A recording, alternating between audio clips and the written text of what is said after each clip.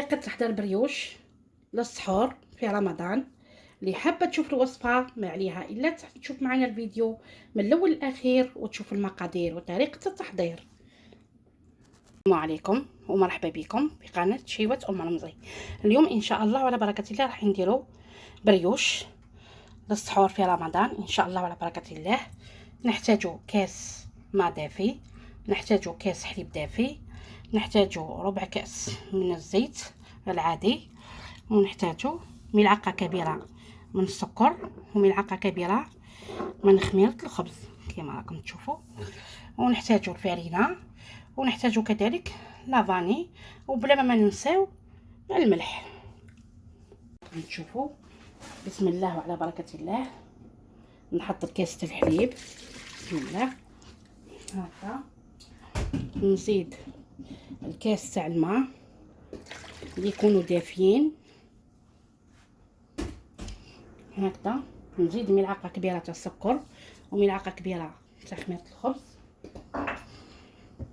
راح نخلط هكذا كما راكم تشوفوا. هذا البريوش ساهل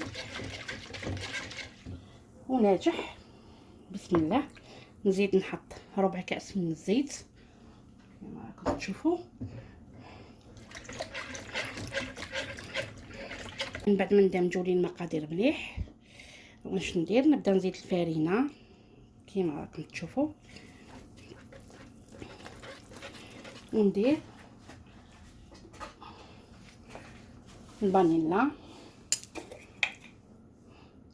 كيس من الفانيلا ولا ملعقتين هكا صغيرتين كما راكم تشوفوا.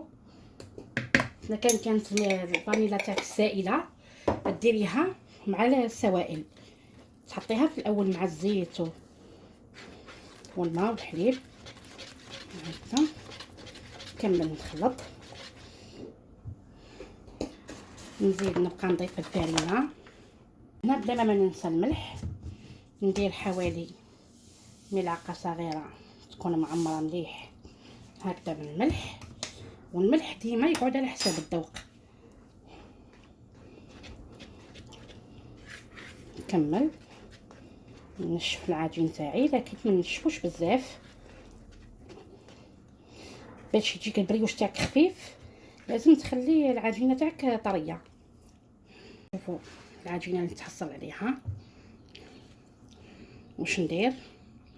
ندير ملعقه كبيره من الزبده كما راكم تشوفوا. ندخل الزبده هذه مليح فيها. هذه الزبده اللي راح تزيد تعطينا هشاشه في العجين تاعنا كما راكم تشوفوا. نكمل ندخل فيها الزبده مليح. شوفوا بعد ما نميتها، شوفوا العجينه اللي تحصلوا عليها ما تكونش جاريه وتكون مليحه طريه في نفس الوقت. الان حندير لها النيلو هكذا، ونخليها تخمر في مكان دافئ، ومن بعد ان شاء الله نرجعوا نكملوا الوصفه تاعنا. مخمر البريوش تاعي كما راكم تشوفوا وضاعف الحجم تاعو. الان راح ندير شويه فرينه في الطاوله ولا فوق سطح العمل هكذا كما راكم تشوفوا، ونحط العجينه تاعي ونبدا نقسمها الى كرات متساويه. العجينه لقيتها تلصق بزاف، زدت لها شويه فرينه هكذا باش تنجح معاكم. ما ديروهاش، المهم تكون طريه ما تكونش جاريه بزاف. الان نشكلها كريات، نبدا نشكل الكريات تاعي كما راكم تشوفوا هكذا. راهي طريه كما راكم تشوفوا لكن ما تلصقش. لقيتها تلصق بزاف زدت لها شويه فرينه، وانتم كذلك تلقاوها تلصق بزاف زيدوا لها شويه فرينه وكملي الخدمه تاعك عادي.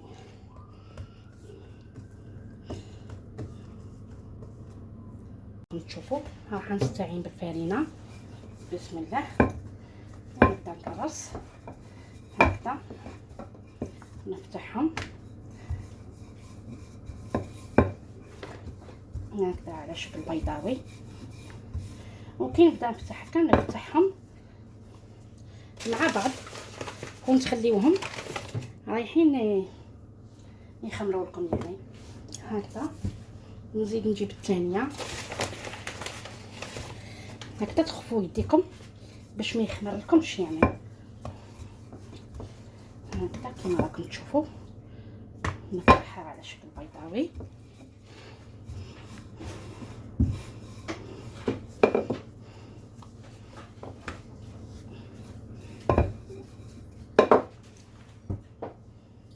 البريوش تاعي غنحشيه بلا كريم باتيسير خدمتها.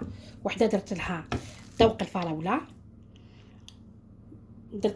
الفراوله، كما راكم تشوفوا، ووحده درت لها شوكولا تارتيني، ملعقتين كبيرتين من شوكولا تارتيني، ودرت لها ذوق الشوكولا. راهي موجوده في قناتي كما درت معكم بريوش محشي، فقط بدلت الاذواق. راح نخلي لكم الرابط اسفل الفيديو.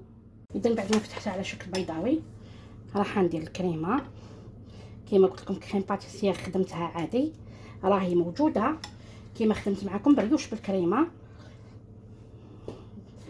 وبالشوكولا. راح نخلي لكم الرابط اسفل الفيديو هكذا. نكمل، ما نوصلش الجوانب هكذا فقط، ما نوصلش الحاشيه هذه والحاشيه هذه باش ما تخرج ليش. الان نبدا نغلق هكذا كما راكم تشوفوا. نبدا نغلق هكذا، وراح نزيد نستعين بالسكين بالموس هكا كما راكم تشوفوا، وندير خطوط هكذا كما راكم تشوفوا. نفتحهم مليح باش كي يطلع يبقاو يبانوا، ما يتغلقوا لكمش من بعدا. تفتحيهم مليح تتاكدي بلي راهم مفتوحين. شوفوا كيفاش هكذا، لكن ما توصلوش للحاشيه. الحاشيه نخليها. بسم الله. ونكمل الرولي هكذا كما راكم تشوفوا. شوفوا كيفاش جاو مفتوحين. الان الحاشيه هذه والحاشيه هذه نلصقهم مع بعض ونحكم، نغلق مليح ونتاكد مليح بلي البريوش تاعي راهو مغلوق منا مليح هكذا كما راكم تشوفوا. شوفوا العجينه ما شاء الله كيفاش هشيشه هكذا. تتاكدوا بلي راهو مغلوق مليح منا هكا. نغلق مليح وندير بلاطو ندير فيه ورق الطهي، ولا ندير تدهنوه بشويه زيت ولا ترشوه بشويه فرينه ونحط. نشوفوا بعد ما يخمروا ندير شويه بيض هكا. تحبوا ديروا معها الحليب، تحبوا ديروا معها شويه زيت، ونبدا ندير لهم الجنجلان وندخلهم يطيبوا على حوالي 200 درجه، ومن بعد ان شاء الله تشوفوهم معنا. حبيت ننوع في البريوش، درت نص بالطريقه اللي شفتوها ونص درتو بالطريقه اللي مخدومه عندي كما قلت لكم في الفيديو تاعي اللي خدمته معكم من قبل. وشو الفرق اللي بيناتهم؟ فقط هذا شلطته بالموس، وهذاك كما تحبوا ديروا خطوط هكا، تحبوا ديروا خطوط هكا قد هكذا، تحبوا تخليوه عادي ما تشلطوهش.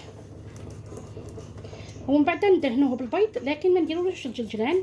هذا كما قلت لكم راح ندير له سكر كلاصي وندير له المعجون من تحت على الوجه، وندير له سكر كلاصي ولا ناباج على الوجه يعني. الان بعد ما جبتهم الفرن بعدا ان شاء الله تشوفوا البريوش تاعنا راه واجد، جا بزاف هايل وجا خفيف وجا بنين ما شاء الله. نتمنى ان شاء الله تجربوه وتخليو لي رايكم في لي كومونتير. راح نقسم لكم حبه هكذا باش تشوفوا كيفاش جانا شوفوا كيفاش جا ما شاء الله. شوفوا كيفاش، نوريه لكم عن قرب، ما هو معجن ما والو. شوفوا كيفاش خفيف ما شاء الله، جا بزاف خفيف وبنين. نتمنى ان شاء الله تجربوه وتخليو لي رايكم في لي كومونتير، وبارطاجيو مع احبابكم ومع صحابكم، وصحه رمضانكم، وشكرا جزيلا.